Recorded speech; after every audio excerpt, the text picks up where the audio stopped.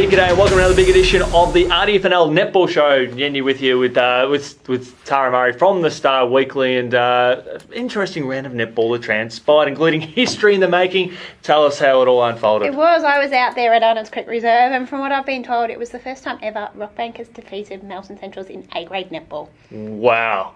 That is amazing. Congratulations to the Rams. I know, they were pretty excited after the game. So it wasn't the best conditions. There was a whole lot of rain. The wind was horrible as well, which I think was across Melbourne. A lot of sports were affected. But it was quite an interesting match. It was the Rams who adjusted to the conditions better, and they were out by 7 goals at quarter time. And that first quarter proved to be the difference.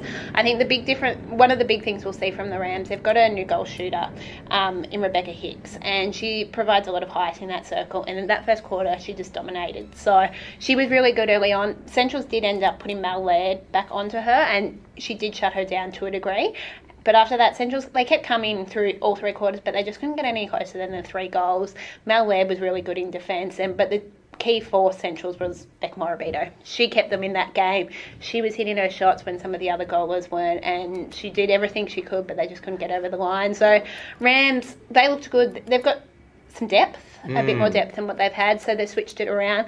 They did have 2 injuries at the defensive end, but they were able to bring players on and fill those gaps, which is probably something they couldn't do 12 months ago. I'm quite impressed with the amount of goals shot in those conditions as well. Very windy, quite wet. 85 goals shot in those conditions there is quite remarkable for both sides and as a collective. It is. Some goalers had a lot better day than others. I know Katie Hepburn at Melton Centrals probably would have been disappointed with her first game there. She did struggle a bit with the goals in the conditions and in the end, but it was tough conditions for everyone, and I'm glad it was them playing netball, not me.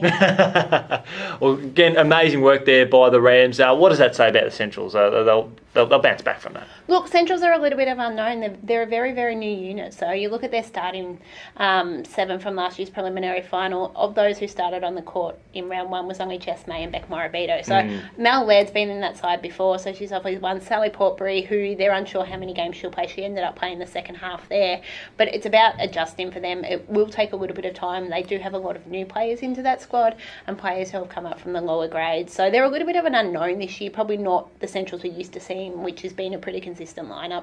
The other big game we had on the weekend, we did see Broadford and Wallen go toe-to-toe, and what a remarkable game it was. It was. I was hoping, obviously I don't cover these 2 sides, but being their first A-grade games back since 2016, I was hoping this would give me a little bit of an indication what these 2 sides are like. But in the end, we got a thriller with Wallen getting up by 1 goal. So obviously it's sort of saying early on these 2 sides are pretty even.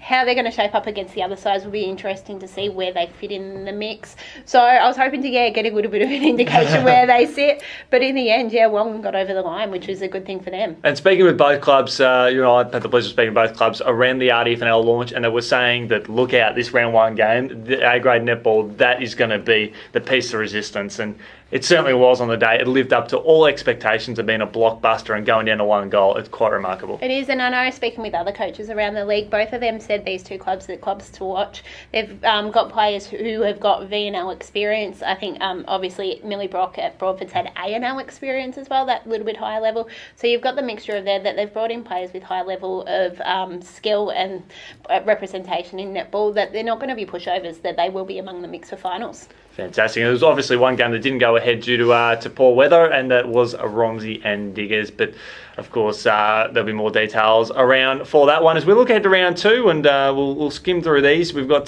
Diggers, Rest, and Broadford. Obviously, with Diggers not having that experience, but up against a red-hot Broadford side, will be keen to atone for that 1 goal loss, but we know the potential is there. Exactly, and it'll be interesting to see because Diggers Rest is a new look side as well. They've brought in several different players. They've lost some key players such as Tony Lind and Amy Carroll, so obviously they were both keys last season. So it'll be interesting to how these shape up, to see how both sides line up. Your tip for this one? Diggers Rest, but with no conviction. Obviously, I haven't seen Diggers Rest on the court, and Broadford showed a good performance first up. I'm Broadford to the Smokers this year, so I'll be jumping on their bandwagon there. Rupertswood versus Romsey. Obviously, Romsey not playing on the weekend, and Rupertswood, they'll be looking to see how they go. After their win against Wood in Heskett on Sunday, just the other week. It is, yes. I think this will be an interesting one. This is another side which we don't know a lot about, so it'll be the first look at Romsey to see how they're going to line up this season. Obviously, they've had a lot of changes from that premiership side, so it'll be interesting to see who they do have in that side, whether they've promoted a lot of girls or whether Weather, they've brought in quite a few players as well. Rupert's Wood were good in that opening round. For them, obviously, they were expected to beat Woodend with a lot of players they've had through their side the last few years. I'm expecting them to get over the line, but it'll be a pretty good match.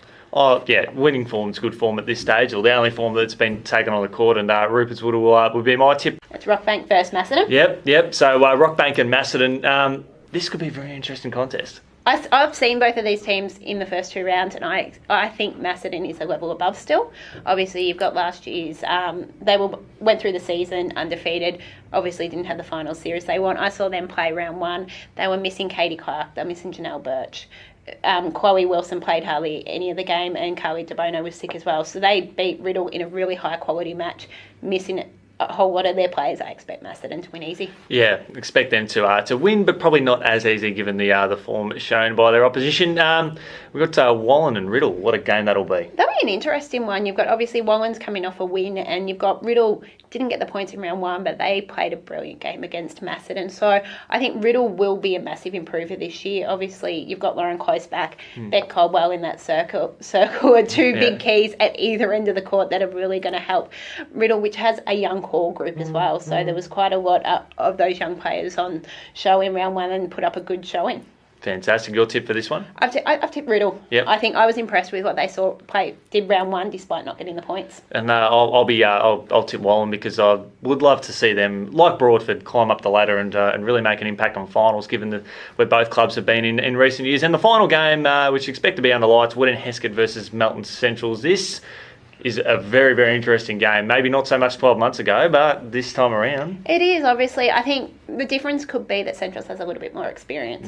You've got the likes of Beck Morabito, you've got Mel Led, that's some experience against a very young Woodend Heskett side. So both sides probably would have been disappointed with their results in round 1. Woodend probably thought they may have lost to Rupert's Wood, but would have hoped the margin was a bit closer. It wasn't that bad, the margin. I don't think it was only, 20-odd goals or something, so it wasn't too bad.